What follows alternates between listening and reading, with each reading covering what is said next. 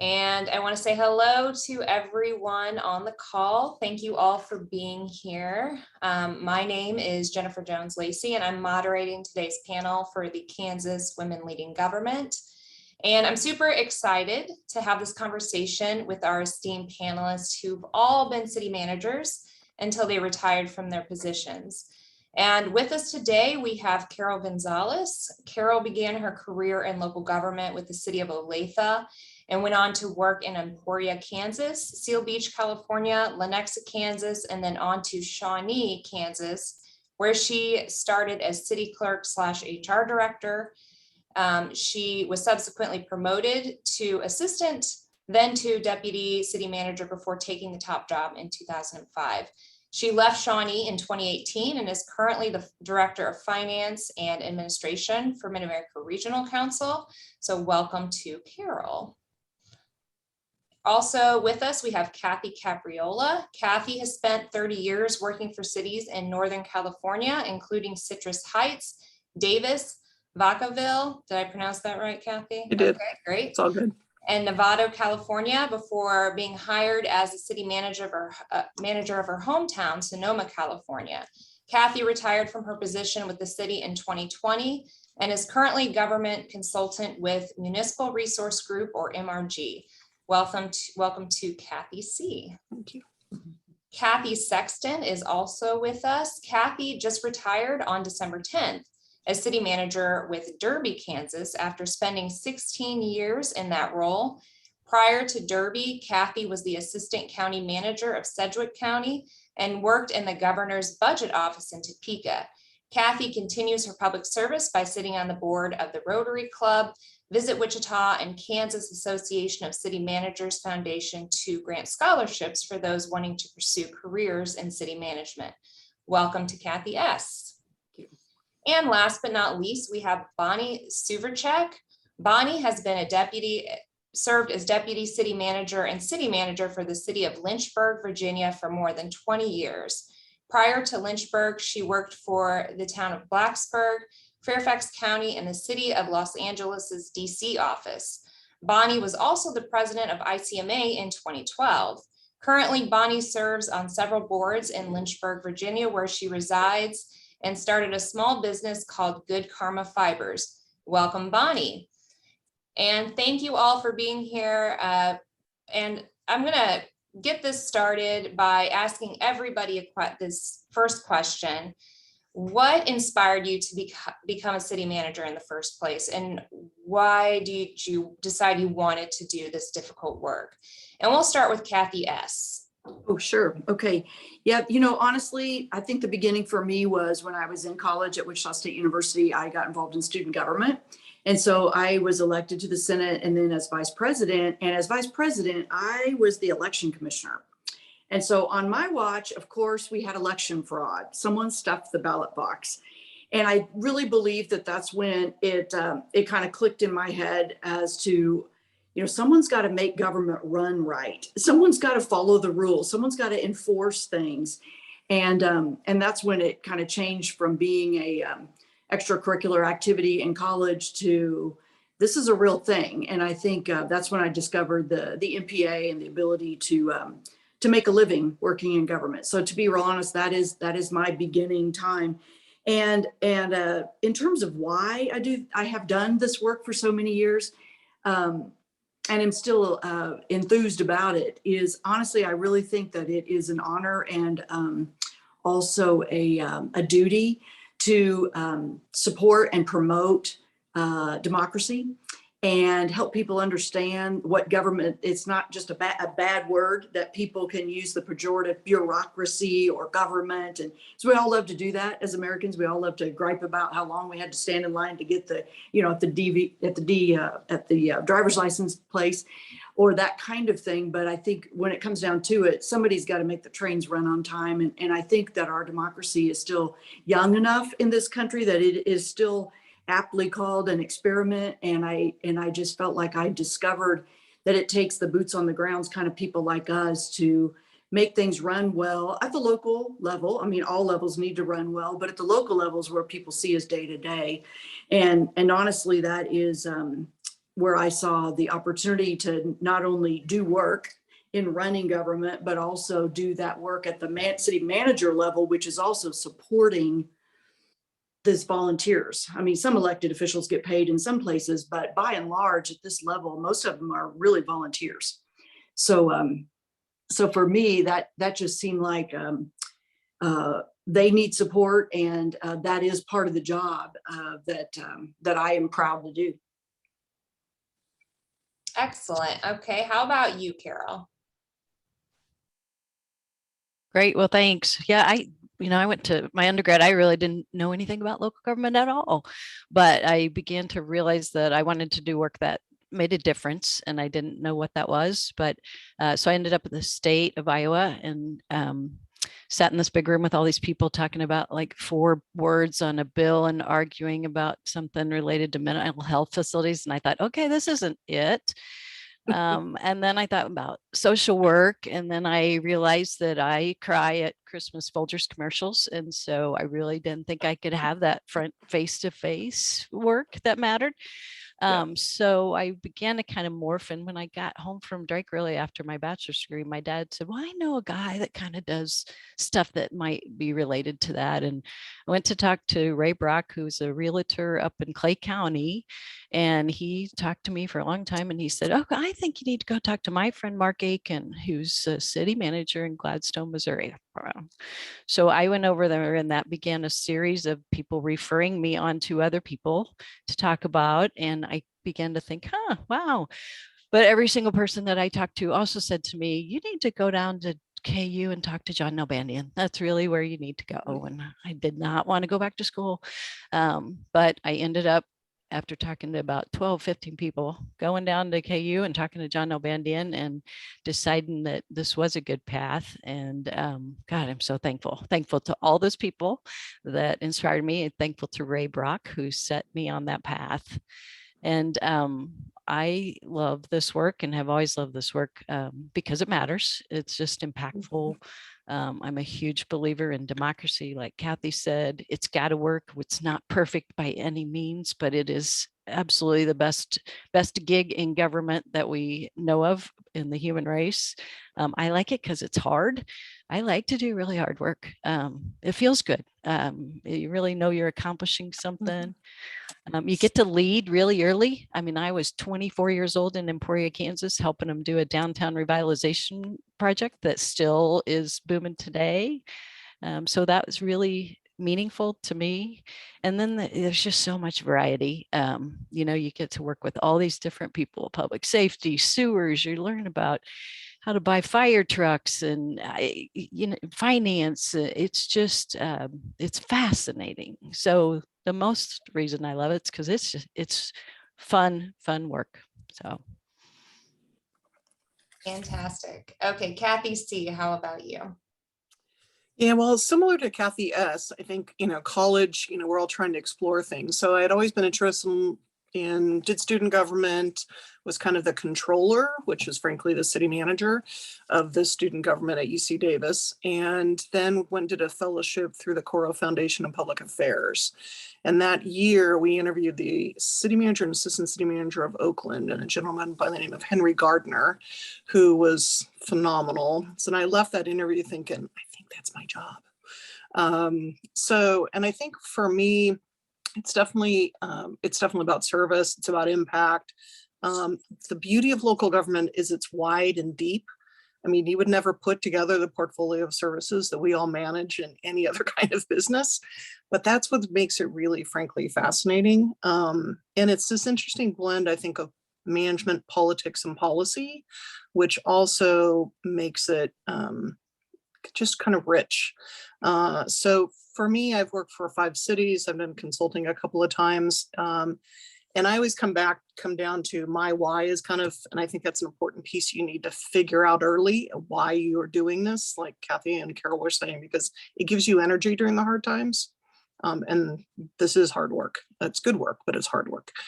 So for me, it's about building community. It's about building community in the community and also within the organization.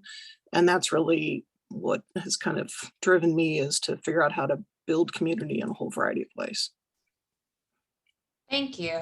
And Bonnie, what made you decide to dive into this excellent career that we're all in? So I echo a lot of what the others have said, but during my junior and senior year at the University of Maryland, I had an opportunity to be a cooperative education student at the Federal Department of Housing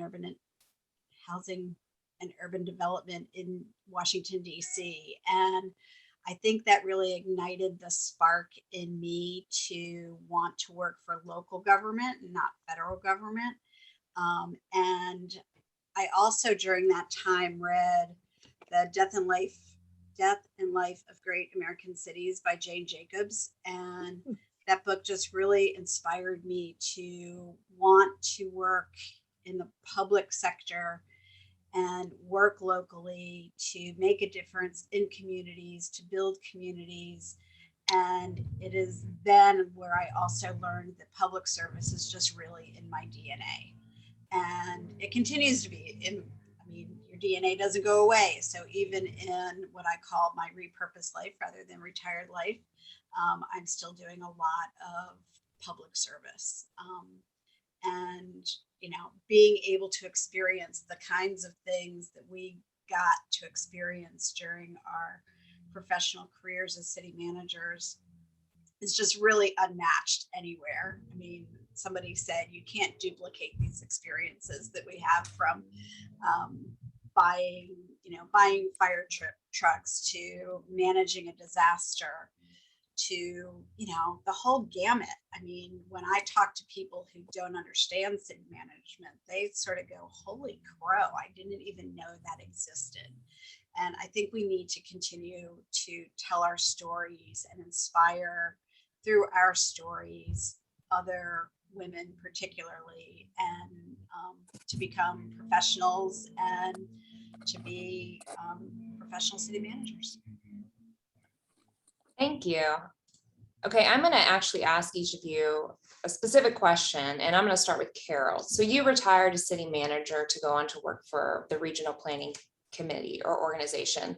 What are some lessons you learned as city manager that has helped you in that role? And is there anything in particular that you miss or perhaps challenges from your city manager career that gave you a different perspective now that you're no longer working for a city?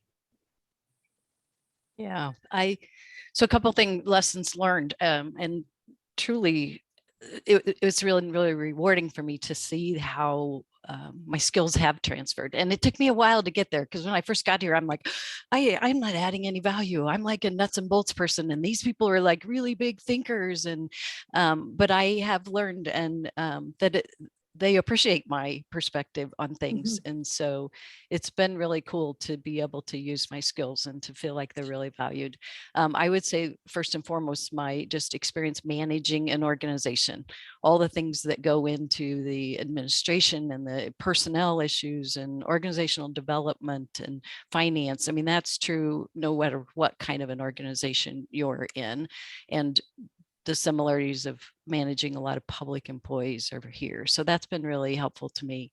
Another thing in Shawnee, we didn't have a ton of money and we needed to invest and do things right. And we spent a lot of time doing that, setting up reserve funds and planning and talking about how we can allocate funds and plan to spend funds to invest in the long term instead of just doing short-term fixes. And that's been really relevant here, which I've been intrigued with, because we are like 93% grant funded. We don't have discretionary money to buy an HRIS system. I mean, it's just really hard to come up with that funding. And so I've been working a lot the last few years on developing these plans, prioritizing them, drawing from the streams of money we can to build a good plan and help build up and that internal core. So those are things that came immediately to mind. The things I miss, I miss the service work, the direct service work. I miss being out in the community and just knowing people and talking to people. Although I will say there are many days I'm just really happy to sit in my quiet office and not have to talk to people. And you guys know exactly what I'm thinking. I don't miss night meetings, and I don't miss working for 9 elected officials. I had done that, and I'm glad I did it. I'm glad now to be in a place where I work for one really fantastic guy. Two things that my perspective being here, in particular this specific environment, has changed is what really long-term planning means. I kind of thought if I did a CIP and a comprehensive plan and a 10-year financial forecast, I was doing long-term planning. I mean, here at Mark, we're doing like big long-term planning, and the systems thinking that goes into that has been a real adjustment to me. And I wish I'd done it better when I was a city manager, because we'll identify a problem through, or, a trend, that something that may be a problem or that we need to correct. And then we stop and think, so who are our partners in the community that are invested in this same issue? Who do we need to bring together? And what pieces do we all excel at to develop a, action-based plan that's going to have impact in the long term? And it's really a cool way of thinking. And I'm getting better at it. I'm still not great at it, but I love sitting in meetings and talking to people about it. The other thing that I have a new passion about, and you guys will in Kansas City area especially probably hear me talk more about, is we could do so much better at shared services as local government people. We sit in our cities and we're just, everything's coming hard and fast, and you don't have time to really stop and think.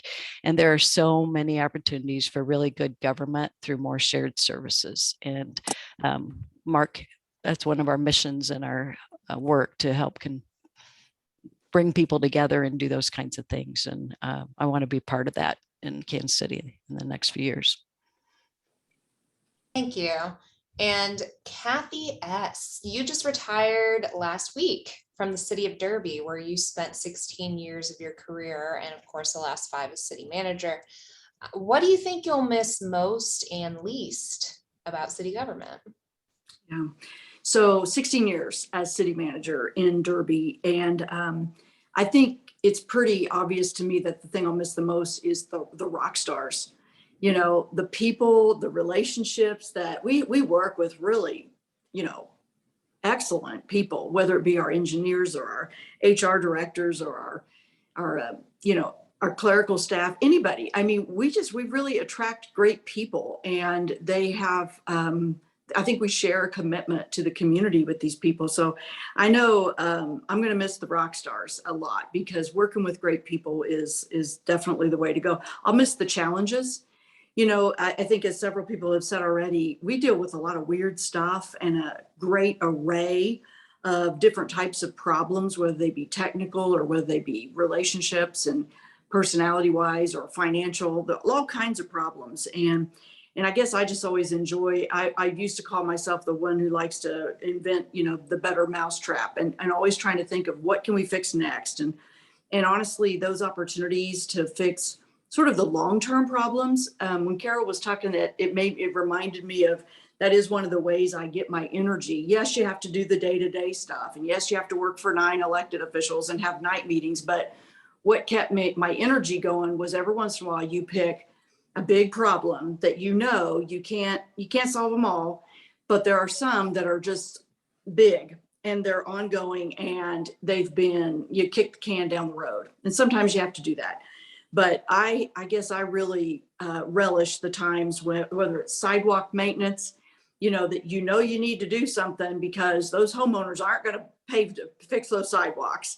But the state law says, so you hide behind that. So, taking the opportunity to fix a problem like that, or something like that was one of the ones I was proud of. And one was the unpaved roads. So you've annexed areas in your city that were county developments, and they just have sand roads or gravel roads and no pavement. And then you grow around it, and then you've got these pockets, right? So those kind of problems that when you start looking at other cities and you figure out, others haven't really solved these either in equitable, future thinking kinds of ways. So I think the rock stars and the challenges are the things I'll miss the most. As far as missing the least, certainly the long hours, the night meetings, managing COVID is really high on my list of not missing that a bit.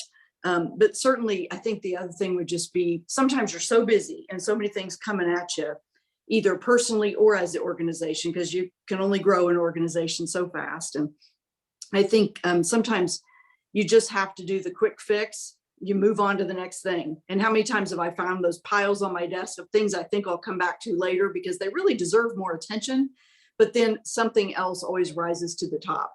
And as Carol mentioned, when you have 9 elected officials, you have a lot of care and feeding of elected officials to do. So a lot of times those minor challenges, they do get to be minor, but that is what I would miss the least, because I hate knowing there's a problem that I haven't given the attention to and haven't really finished. I love that expression, care and feeding of elected officials. I'll have to keep that in mind. All right. Bonnie, you are a founding member of the League of Women in Government, creator of an ICMA task force on women in the profession. You're still involved in several organizations that are working to encourage women in the profession. And this is clearly a passion of yours. So what inspired you to want to commit yourself to encouraging more women to join this profession?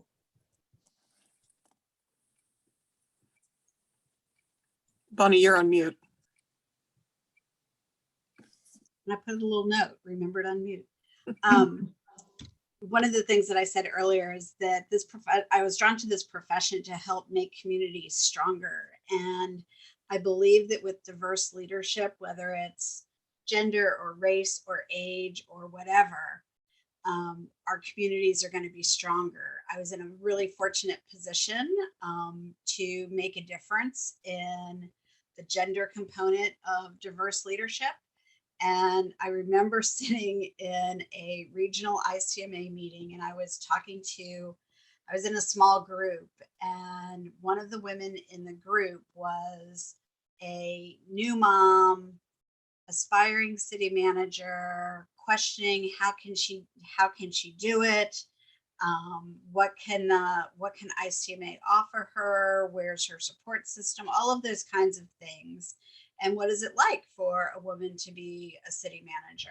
And I remember, honestly, Bob O'Neill coming around and checking on the groups. Bob was the executive director for ICMA for many, many years and a fellow Virginian.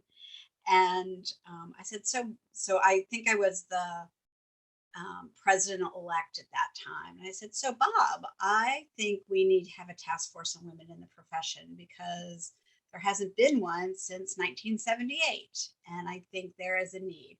And to be honest, he, with all due respect to Bob, because he's an incredible leader, he sort of rolled his eyes and it was like, we're going to do this. And it was sort of like, we'll see. And it's like, no, we're going to do this. And so we did. And 2 Californians, Pam Antill and Tammy Letourneau, were the chair and co-chair of the task force. We started with about 60 women as members of the task force. Most of them stayed on board for the 2 years of the task force. And I think we had about maybe 5 brave men who also participated. And we came out with a set of recommendations that are now part of ICMA's strategic plan. And so ICMA has helped champion, and California, Carol, was the pioneer in setting up women leading government groups. And now I think there's probably 20 or more of them around the country, all in very, very different phases. And I think that when I was ICMA president, 13% of city managers nationally were women, town, city, county managers. So, we group them under the chief administrative officer sort of label. And I think we are now up to about 20%.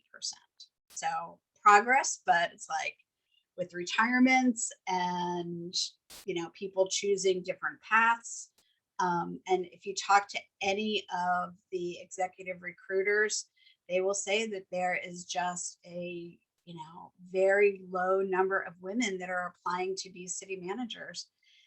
And I think we all have a responsibility to help change that and talk about the gift that this profession really is, I think, to each of us personally, but also to our communities.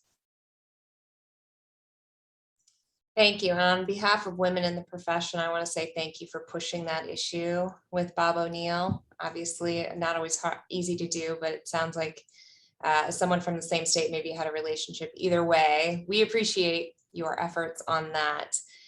Okay, Kathy C., your career as a city manager required you to manage several crises, including wildfires, a major power shutdown in your community, and then, of course, the pandemic.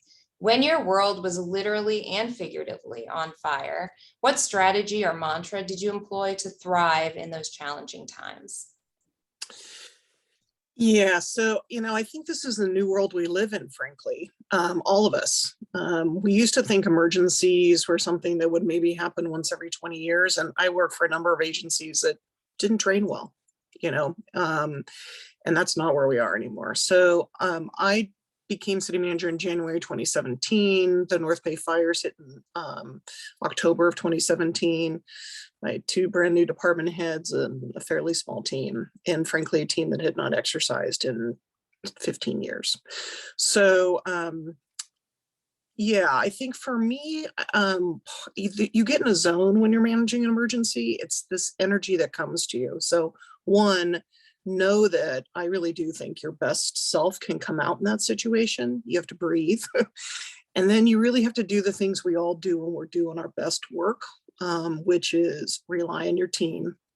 And I think one thing that really happens in an emergency is some of us have some perfectionist tendencies. I have some of those. And so sometimes we like to get into more of the how, and you can't in an emergency. So frankly, you're doing your best leadership and your best managing because you're letting your team go do their work well. And so I think that is one big thing. Is my strategy was really rely on my team. The other is ask for help, because you don't know what you don't know, and your team may not have the skills and or the capacity to do the work. So I called a bunch of colleagues from my prior county. I had assistant city managers come in and be my PIOs. I had an incident management team that came in and worked alongside my staff for a week, and frankly taught them how to be section chiefs and taught them ICS. So, I think don't be scared of asking for help. Rely on your colleagues that are around you that are these rock stars, to use Kathy's word, and really let them come in and help, because they want the experience. I had people knock on my door saying, can I come help you? I want to learn. I want to help. Let me come in. And the other thing is just, if you've built the relationships with your community, is really leverage the community. So that's the other piece. We couldn't have survived 3 nights of the fire almost hitting and taking out our town without just this amazing community support of feeding and supporting and communication. So in some ways, it's not different than what we do every day. There's just this added energy. And the other thing is get your family away, so you're not focused on them at all. They always say to do that, and you really have to do it. But frankly, I'm honored that I had the opportunity, and it was a gift, truly, to be able to serve in that capacity at that time. Thanks, Kathy. And I guess what doesn't kill you makes you stronger, right? Yeah, So, yeah. good to know. Okay. Next question is regarding politics. So sometimes the political landscape in the industry can get tough, and for many, it gets to the point of being untenable. For those of you that have had this experience, how did you know when it was time to call it quits, and what was the final straw for you? And then also, to add to that, were there any lessons on resiliency that you learned in your career that you perhaps wish you would have learned sooner? And I'm going to start with Carol on this one. Sure. I lived with really difficult politics the entire 12 years I was city manager. But I always had hope and always thought I could help turn it, and that it was my responsibility to help turn it and make it as good as it could be. And also I, loved working with the people and the organization and the work.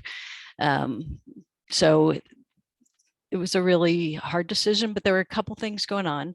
I'll tell you the straw that broke the camel's back first was I was sitting in a council meeting, one of, hundreds, and the guy came to the podium, one of our town cranks, and he said something to the effect of, well, that idiot city manager, blah, blah, blah, blah, blah. And I thought, I didn't care that he said that. What I cared was that not one council member nor the mayor challenged him on it. And I just thought, I think I'm not the right person to be here right now.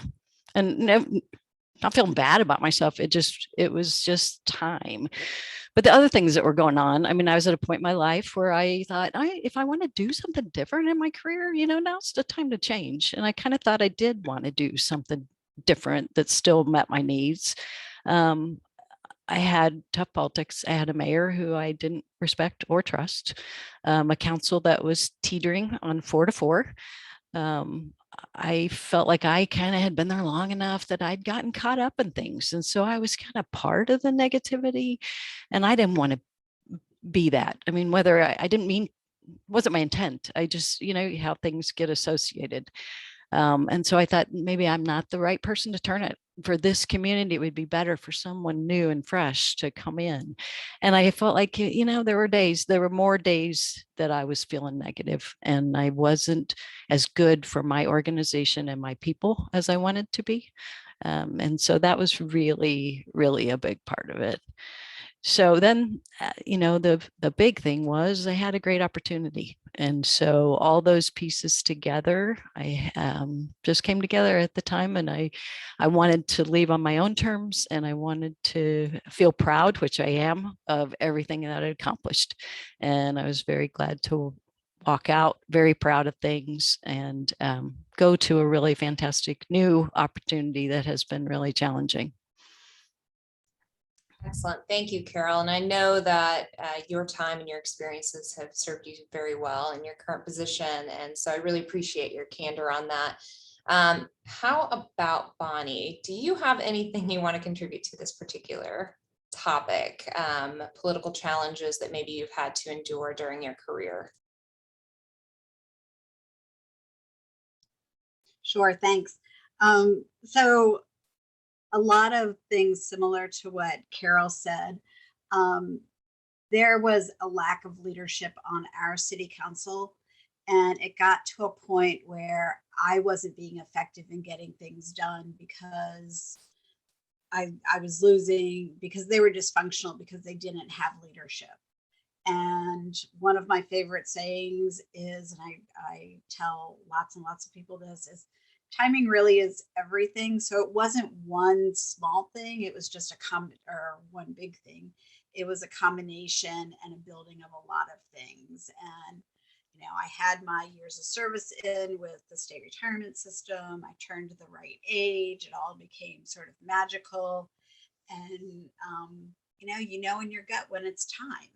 And it was actually time on June 30th, but council had a hiccup in, again, more dysfunction. They didn't do all of the homework they should have done in hiring a new city manager. They hired somebody, and then some things came to light, and they fired him before he arrived, and they asked me to stay longer. So I stayed a couple of months longer. But after they asked me to stay, they had not put on their agenda for a future meeting discussion of hiring a new city manager. So I called the mayor at the time and I said, Mayor, I just want to be really clear. I didn't cancel retirement, and I need to put a date certain on this. So, she goes, so what are you thinking? And frankly, it was beginning, the stress of the job was beginning to impact my health. And, it was just another sign that it was time. So I did leave in September, and they still hadn't found, they didn't have a second choice from the recruitment that they did. So they went back out, and it was not until the following August, so August of 2021, when they finally hired somebody permanently. They did ask the deputy city manager to be the interim. But I was losing the joy. And the old Marie Kondo, does it spark joy? It wasn't sparking joy anymore. And so it was time.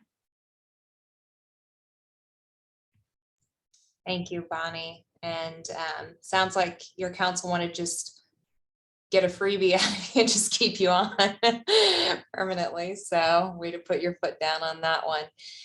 Next question kind of segues into what we were just talking about. But when things get tough in your community, whether that's because of council, difficult staff situations, community crises, whatever, what drives you to keep going and putting in the work for your community? So I'm going to start with Kathy S. on this one.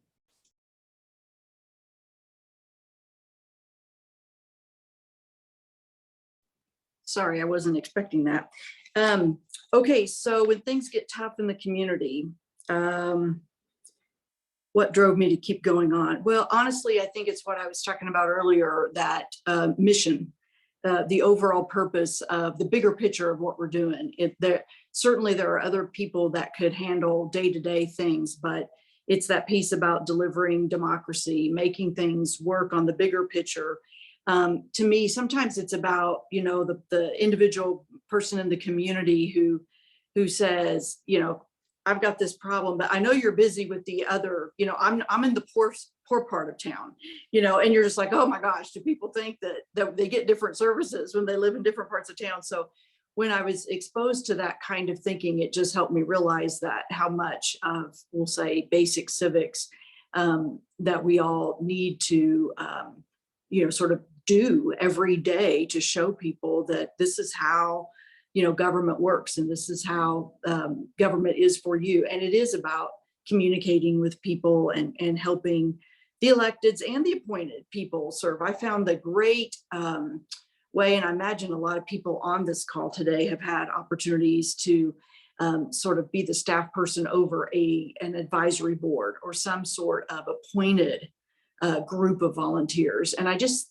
say that is so much influence over what those people think about government is your interaction with them. And so I think that just trying to continue to focus on that bigger picture of the why, and helping people have good relationships with government so they don't just gripe about waiting in line at the DMV.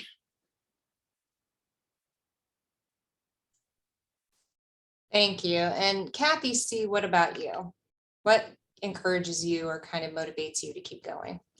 Yeah, I think it's similar to what Kathy said. I mean, there is kind of, again, knowing your why, and it is about the team that you're working with a lot too. Those professionals, those rock stars, those folks you're working with make a big difference. I also think when you become an executive, there's certain things you can't necessarily talk about with your team either, though. And without starting to get, maybe send negative vibes, or there's things that really you need to be able to have a safe place. So that's either with other execs, or frankly, hiring yourself a good coach is incredibly valuable. And at least in California, I put it in my contract to have the city pay for a coach, and that's happening more and more out here. So I would highly encourage folks to think about that, because you need someone to vent to, to offload, to sort, to think through when things get tough, whether it's politics or relationships. And sometimes you're too close to the situation. And as Carol said, sometimes we get stuck in relationships, how we work with someone, and we're not necessarily seeing that our piece is contributing. There's also I'll send you, Jen, for this link. There's a really good, it's called We Either Work Reactively, We Work Strategically. And there's this really interesting 3-minute video about really working consciously above the line and just really shifting your energy. It's a very simple, but it does help you reframe in the moment when you need to reframe. So I'll shoot that to you. You can share it out. But But I think you need a coach, and I think you need colleagues that you can trust and will support you. Thank you. Yes, a network is essential and mentorship is fantastic. And Kathy's been my mentor and I've really appreciated your advice. Okay, moving on. What do you see as the biggest challenge facing cities and city managers in the future? What should we be focusing on more right now? And I am going to start with Carol on this one. So I think it's building the pipeline. There are just not enough people going into public sector work, women, men, just not enough. And we need to take that on. Nobody else is going to. We need to get out in the high schools, get in grade schools, offer internships, think of really innovative, cool ways to let people know what a fantastic career, not just city management and general city management, but being a finance director in a public agency, being a city attorney, being a public works maintenance worker. All of our public sector careers are in need of a pipeline, and we've got to do that work because nobody else is going to. Thank you. And Bonnie, what about you? So along those lines, I think one of the reasons why fewer and fewer people are joining this profession is because of the lack of quality elected officials. And that's harder, I think, for us to influence while we are entrenched. But when you're repurposed or retired, you might have more of an opportunity to influence that. And I have a couple of friends who work for some recruiters in Virginia, and one is my former city manager in Lynchburg, and he says, "Can you just please talk to some women about applying for these positions?" I'm like, sure, but it's a hard sales pitch right now because of the stories that people are reading in newspapers and hearing anecdotally in communities about the sniping and the mistrust of staff by the electeds. And I mean, you guys have all experienced it, I'm sure. And so it's getting a little harder to pitch this profession because of the elected leadership. A story that the former city manager in Lynchburg we're in the same Rotary Club together, so we get to see each other almost every week, and so we talk about a lot of things. But he said that he was recruiting for a county in Virginia, and elected county officials in Virginia turn over January 1st, and they're in the midst of this recruitment, and the newly elected official said, well, you can hire whoever you want, but we're going to hire our own county manager in January. So, gosh, who wants that job, right? So I think lack of leadership on the elected side is a big challenge. The polarizing of political parties at the local level is a challenge. And the other thing I think is, what on earth does this post-pandemic world look like? And, how is that going to impact what we're doing in our communities? So this is hard work. There's no doubt about it, but I also believe there's nothing more rewarding than this work. And I'll just take a quote out of Glennon Doyle that says, we can do hard things. And I believe that to be true for all of us. Thank you, Bonnie. And that's actually a mantra that I use when I used to run a lot. And when I was going long distances, I could do hard things when it was really painful, which at times it got that way. Okay. And this is a question I'm sure you all have experienced probably regularly, but work-life balance is a constant struggle for everyone, especially folks with families, women in the profession in particular. What strategies did you employ to be the best you could be at both work and home. And if something suffered for you, whether that was family time, work, physical health, self-care, what for you was often the first thing to go? And I am going to start with Kathy C. Yeah, I think balance is a misnomer, and I think it creates it's a standard that's not real, especially today with the technology and working from home, and even now with the pandemic and remote. So I don't think it's not about balance. I do think if to be an executive and have a family, and I have 3 children, 2 in college and 1 freshman in high school. So if you can have some conversations with your spouse, I was fortunate enough I worked full time, and we both worked full time. First child in daycare, second child, we ran the numbers, and having a nanny come on our house was the same price. And you would never think that. It was not my range of reality, but for 5 years when my boys were little, I had a nanny that came to the house. I didn't have to get the kids out of the house, that whole logistics. So that was a strategy, frankly, that worked really well. So she was in my house 8 hours a day, taking care of the kids. There was just a level of calmness that created. So I guess I would say, think creatively about ways that you can structure your childcare, because there are ways to do it which can create sanity for you. And then the other thing is, when I became a city manager and assistant city manager, my husband went to halftime and worked from home. So, again, that's the way we did things. And now I'm retired and he's working full time and I'm doing halftime consulting. So there's an evolution that can occur especially if you're fortunate to have a spouse that really believes in you and supports, because these are executive jobs when you get to be an ACM or a department head or a city manager. And so having a partner that's proud of you and really can support you in the profession is really critical. So I guess I would just say, be creative about the childcare.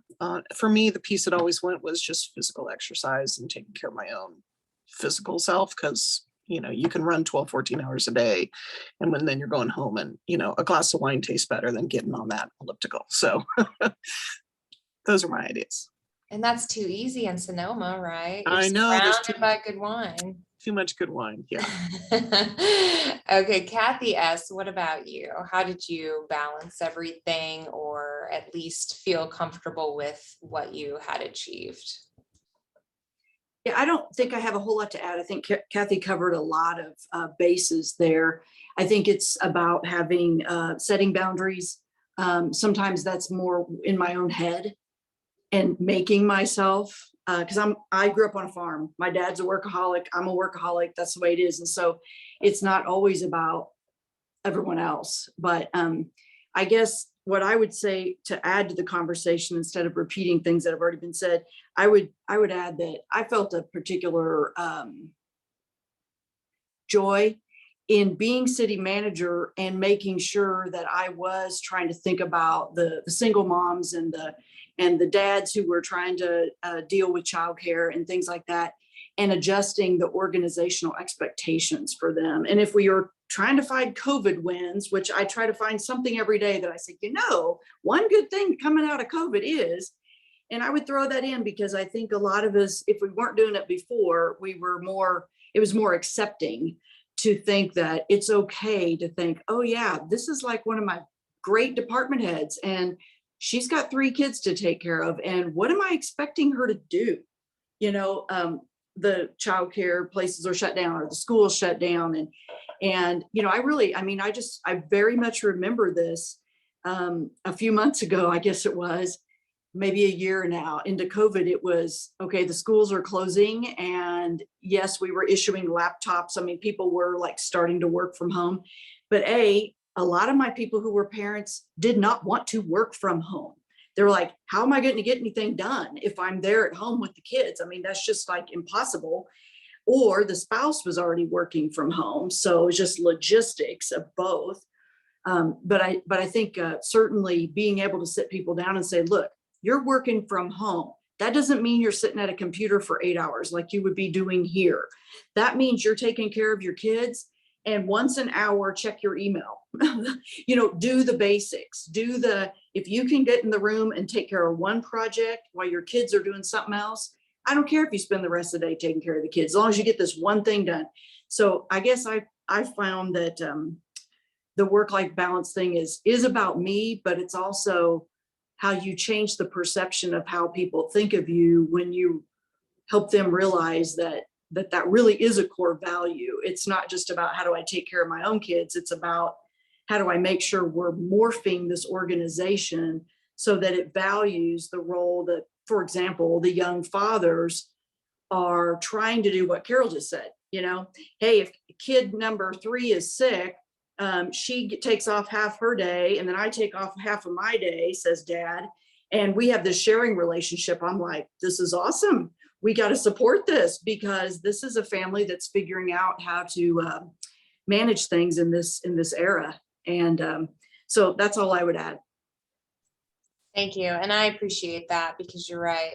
If you have families that are willing to share the work, then yeah, supporting that's kind of how we make the change. Okay. And then I have one more question, and this is going to be for everyone. And then I'll kind of open it up to folks in the audience. If you have some questions, we'll throw those out and see if our panel would like to respond. But if you could take one lesson from all your years in city management and yell it from the hilltops to anyone who is looking to go into this profession, what would that be? And what do people need to know if they're going to be a successful city manager? And Kathy S., I'm going to actually start with you, if that's okay. Is fabulous. Thank you for that. So did you say one thing? Oh, now I have to choose one of the things from my list, don't I? You can list a few, that's okay. Sometimes you just keep thinking of things and you write them down. Well, I guess one thing I learned a long time ago is it is your job to prioritize and to help people set priorities. And so you can't do everything. You personally can't, your government can't. There's never enough money. There's never enough time. So I think there's an art to setting priorities. And I think that that's very important for people going into the profession to understand your role as staff and as a leader of the staff in setting those priorities is literally, I mean, it may sound simple. It is never simple. You know, I'm the fire chief. I need these 3 things. What's the priority order? You know, making people think about that when maybe they'd rather not, and that it's difficult. And council members who want it all and want to be the best conservative Republicans possible by, well, let's always scream and cut everything. And then as soon as they pass that measure, they're in your office the next day wanting you to spend money on something else.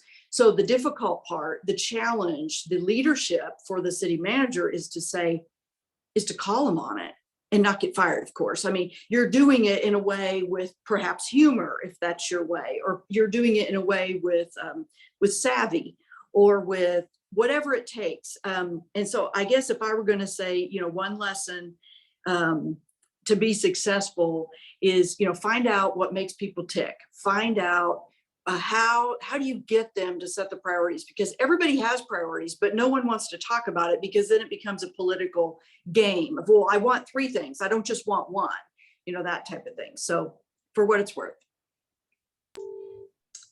Thank you. And Carol, what about you? What 1 or 2 things would you want to convey to aspiring city managers? I think I picked one because I really did prioritize, and I thought, okay, what is the one? So the one is learn how to be the best people manager you can be. I don't think we teach that in school. You kind of just get thrown in and you start managing people, and you have heard in almost every question that you've asked, the answers have contained how much we value the staff that works for us and the organizations. I mean, we couldn't do this work without awesome staff, and it is our job to help them be as awesome as they can be. And we know there's hard things you have to do with that, and then there are really motivated, tremendous people that you know, I look back at young people who have worked for me over the years, and you just so damn proud of them. And but I think that you got to work at it and put yourself in situations to get experience, go to training, use mentors, but really deliberately and intentionally be an awesome manager.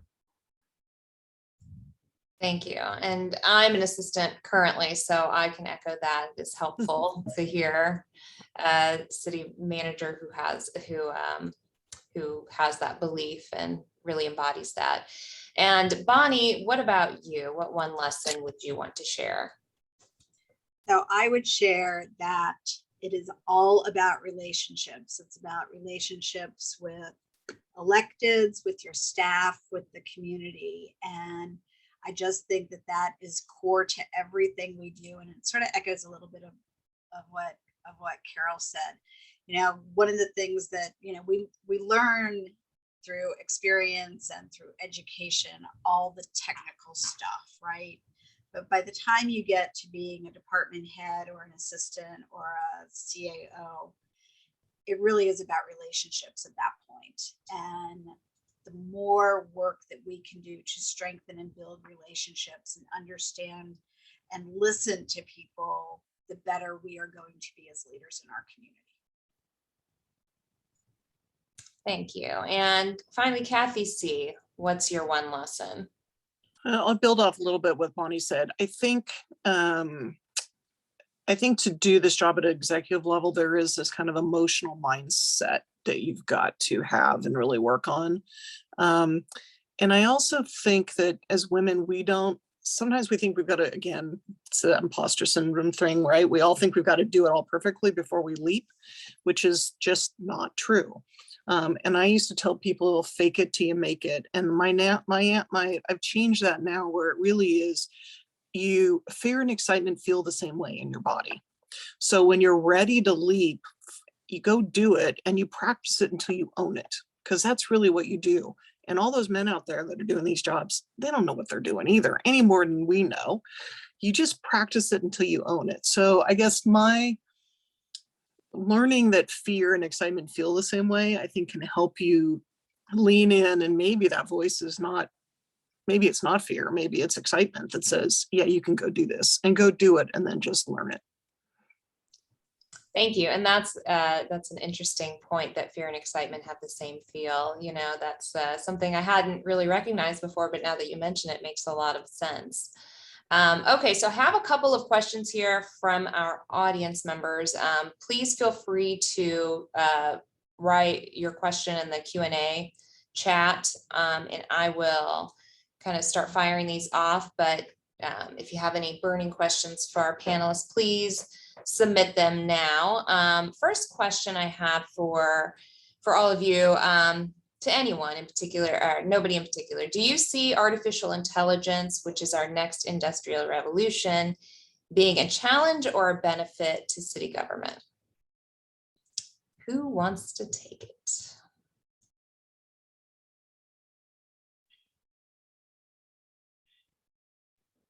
So I think it's both. It's a challenge and a benefit. And I think there are certain lanes or subsets of what we do where AI could be very beneficial, but at some point in what we do, I don't know that artificial intelligence can execute on relationships the way that humans can.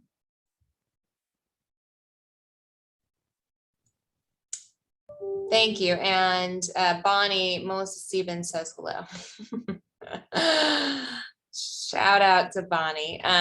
Okay, and I have another question. So imposter syndrome, Kathy mentioned that earlier. And it's the persistent feeling of inadequacy despite evidence of success. And you all are very accomplished women. You've had very successful careers in city management.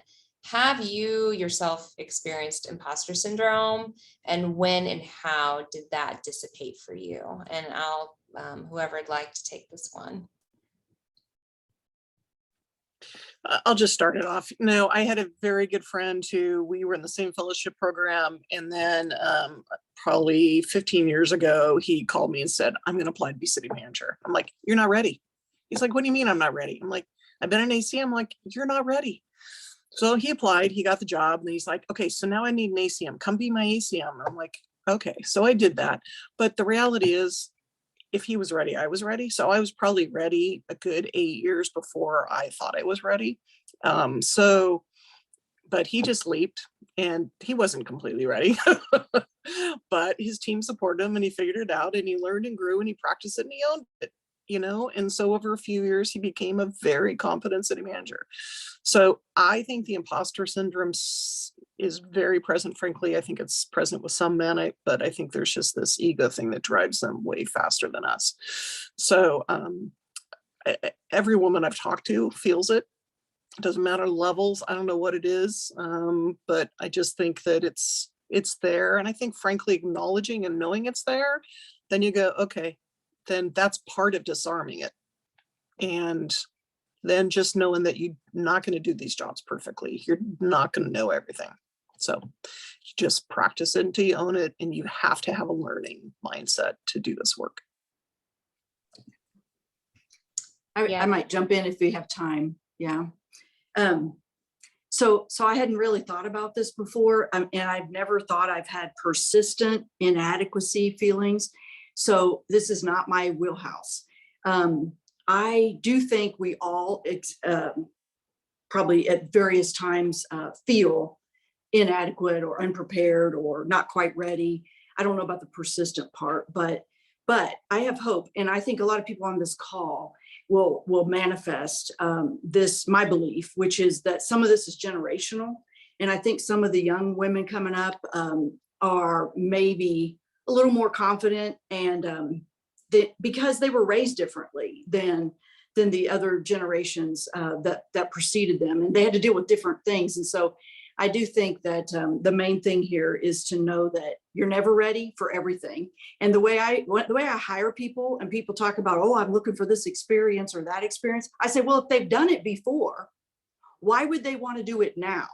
What's motivating them to apply for this job? So to me, always know you're building on your experiences of the past. You're not ever going to have the experience of doing something or feel completely prepared to do something that you've never done. So just move on. And I think Kathy said it earlier, just jump in and do it. And that's what everybody's doing. You're no different because you're a woman, or, maybe you have different thoughts or challenges. Maybe you were raised differently, but I really think that generationally, we have a lot of young people coming up who are very well prepared and very welcomed to apply for jobs and interview for jobs that are management level and executive level. And I say, apologize to no one. Go and do it. Show them how smart you are. Thank you, Kathy. I love that. That's great advice. And you're right. Nobody's ever ready, right? You could always learn more and do more. So it's, both Kathys had echoed that. So appreciate that. And I do have another question here. What for each of you is your proudest moment in your city management career, and why? So I'll jump in. So I was asked this a lot leading up to retirement, and people thought it was going to be, building a new bridge or some big capital improvement project. But my answer was that my proudest moment was when I was able to convince City Council to appropriate $100,000 to do a citywide salary study. One had not been done in our city in over 25 years. We were doing little one-offs of different groups of employees, and other groups were getting left behind. And I went to the mat on it, and so in Lynchburg, with every budget over the past probably 20 years, council appropriates $50,000 a year for city manager discretion. And I had not used it for the prior year and had no plans for the coming year. So rather than using new money, I gave them an alternative and said, how about if I use the money from this past year that's unspent and the money that's coming up in this next budget? They said yes, and off we went. And then that created a whole another set of circumstances that, you can never fix compression and all of those kinds of things, but we were able to whittle away at it in a phased way. We weren't able to fully fund it while I was still working for the city, but out of a $4.5 million fiscal impact, we were able to fund 2.1 million in the first year of the plan. And I think taking care of your people is the most important thing that we can do. Thank you, Bonnie. It's all about people, right? It's what you were saying. Carol, how about you? Yeah, well, not to be redundant, but yeah, I mean, my proudest moment is not necessarily a moment. It is the organization that I helped lead and be part of and create. I mean, I'm just proud of all the people that we did great work. We became accredited in our fire department, our public works department, and right after I left, the police department became accredited.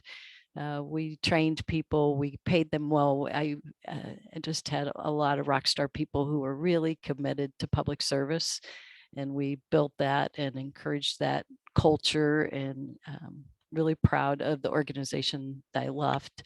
And then the other side of that is I'm proud of all the folks that through the years, I feel like I've at least helped or talked to or encouraged to grow in the field. And, truly across the country, I can look around and see interns who are city managers now. And it's like, wow, I had a little bitty piece of that. And that's pretty cool.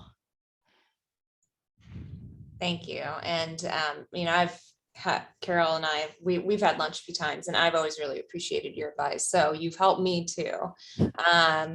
And Kathy C., what about you? I think somewhat similar to other folks. It is, I've had the opportunity to work for 5 agencies. So you go in, you see where they are, you look at the talent, and then figure out how to move that organization forward and support people. I think there's the 2 transformational pieces that I think were done is we created a brand new police department of 130 people and did that in 12 months. And that was a transformational service model change. And then also just the 2017 fires, just the teamwork and both with staff and community that came through that. And just having the toolbox to draw on to do that work. But it's a people game.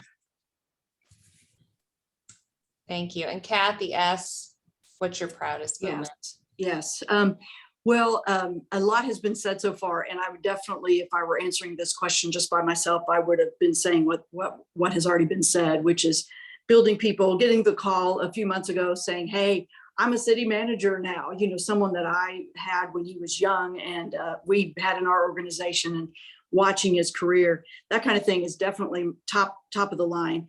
But looking at my notes here, I wanted to say that another really proud time is when I walked into the city organization 16 years ago, they had someone who was a city manager who had not been trained in or ever worked in city management before. So someone who was there for a few years that, we had to sort of change some things to get to more of a professional organization.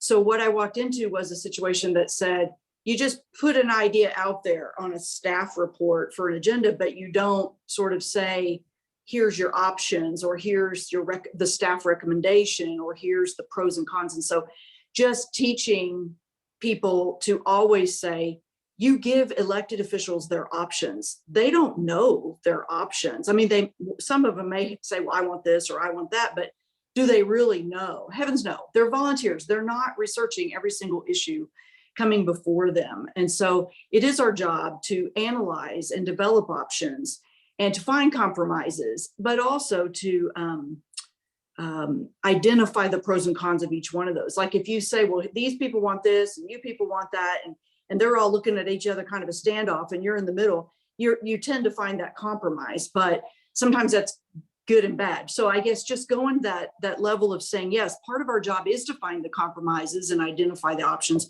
but it's very much our job to be clear what you're giving up if you choose that compromise, that you're not solving a long-term problem, you're just getting the meeting done by midnight, that type of thing. And I think it's really important for our professionals in this field to know that the difference between, sometimes you're going to have a home run. You set a big goal and you really can have that great project, that great success that you're really proud of. But really, my job is not that. We've built a lot of new buildings and had a lot of new things here that I'm proud of, but I'm proud of it when it's those city council members who chose that based on the advice the staff gave them, that you could do this and you could get that new park or you could meet that need basically. But if you set that big goal and do something that your grandkids are going to benefit from, that your kids will benefit from, and getting elected officials to think long-term toward transformational decisions that really change communities. That I think is probably, well, it's really what I'm proud of. Thank you so much. And I want to say thank you to all of our panelists. It's been my honor to be able to moderate this forum, and I really appreciate your time. You all are very amazing women who have done great things, and you've definitely been an inspiration to me, and I know members of this audience here. So thank you so much. I'm going to post this. We're recording this webinar, so I'm going to post it. I know there's some folks who weren't able to make it. Lots of holiday parties going on right now. So this will be available. We're going to put it on YouTube and share it with the group. So again, thank you all so much for your time and your efforts and all of your service that you've given to the profession.